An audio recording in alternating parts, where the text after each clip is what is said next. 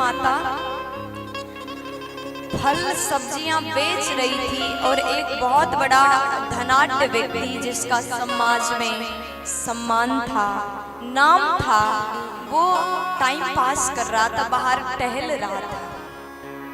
सब्जी बेचते बेचते वो बुढ़िया चली गई और उसने सोचा कि थोड़ी देर इसी से बात कर लेते हैं, क्योंकि टाइम पास करना है ना।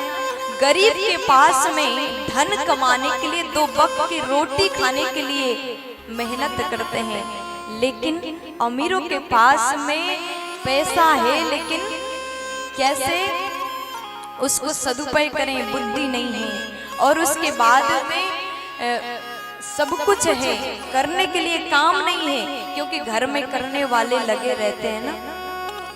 टाइम पास कैसे करें? टहलते टहलते उस डोकरी को बुलाया, इधर आओ। वो चली गई, सब्जी बेच रही थी, संध्या का समय था,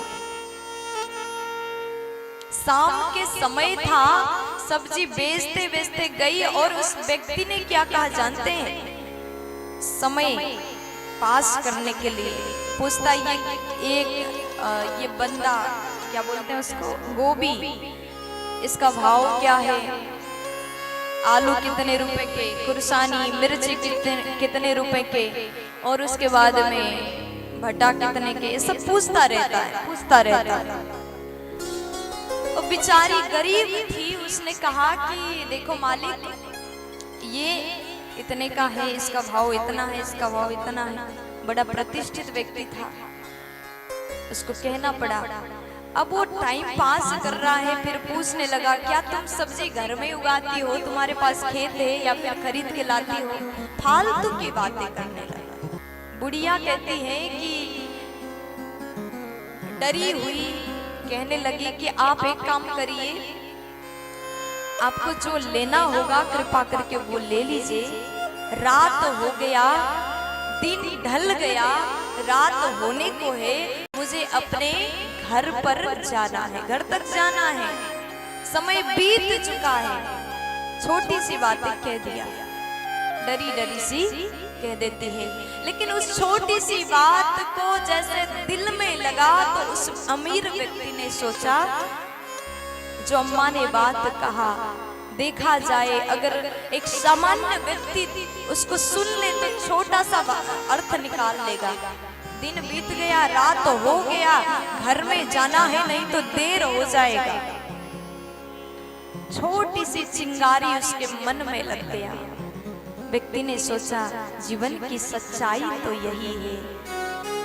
सुनने में बात छोटी सी, लेकिन उसका अर्थ अगर गंभीरता से सोच लीजिए तो बहुत बड़ा मतलब है।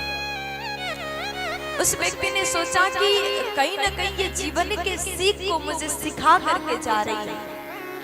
एक गरीब सी अम्मा जब सब्जी बेचती बेचती एक इंसान को ऐसा बोल देती है, उसके मन में विविध प्रकार के ख्याल आए और सोचा, ये कौन सी अमीरी, कैसी गरीबी, क्या बड़े क्या छोटे, ये संसार में सब एक समान है, कोई बड़ा और कोई छोटा नहीं होता।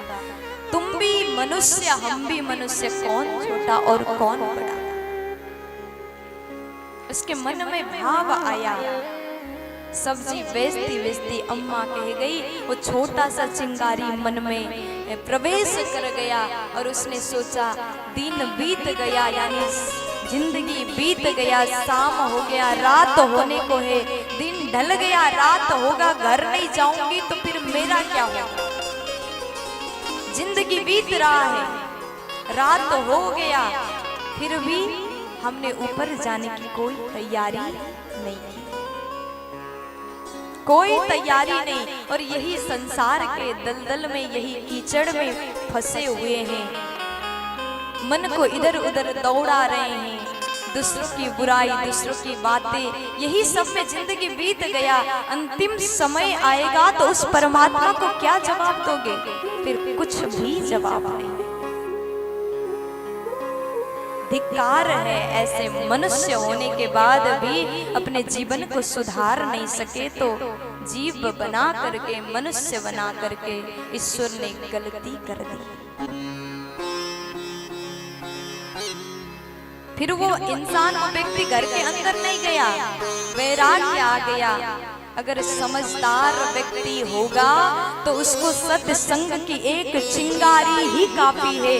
वही एक चिंगारी उसके हृदय पर ऐसे चला जाएगा और छोटा सा आग विशाल आग के रूप में परिणत होगा।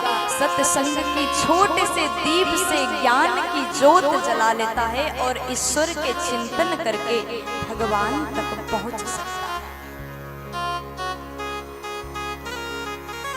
यही तो जीवन की सच्चाई है।